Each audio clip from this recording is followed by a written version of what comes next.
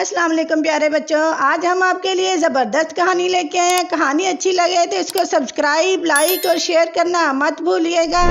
ننھی shark مچھلی سمندر کے اوپر آنے کو بےتاب تھی، کیونکہ جب سے وہ پیدا ہوئی تھی اس نے سمندر کے اوپر سے موٹی سی برف کی تہہ کو ہی دیکھا تھا۔ روزانہ تمام مچھلیاں مل کر بیٹھتی تھیں اور آپس میں اس موضوع پر بات کرتی کہ سورج کیسا نظر آتا ہوگا اور پانی کی سطح پر کھیلنے میں کیسے مزے آتے ہوں گے۔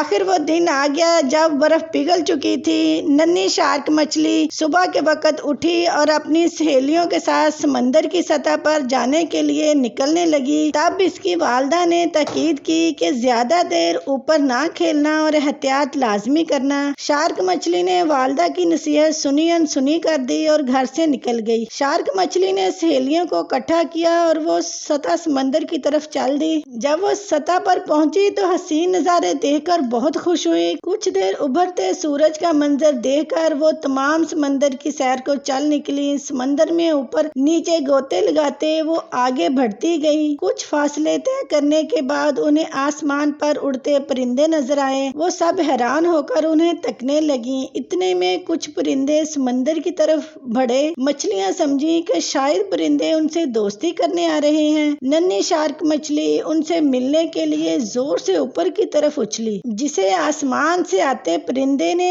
جھٹ سے اپنی چونچ میں پکڑا اور واپس آسمان کی طرف اڑ گیا۔ باقی تمام مچھلیاں یہ دیکھ کر ڈر گئیں، سمندر کے اندر چلی گئیں۔ اس طرح ننھی شارک مچھلی کو اپنی والدہ کی بات مکمل نہ سننے اور اس پر عمل نہ کرنے کی سزا ملی اور اسے اپنی جان سے ہاتھ دھونا پڑا۔ اس لیے پیارے بچوں، اپنے ماں باپ کی بات اچھے سے سنو اور اس پر عمل بھی کرو۔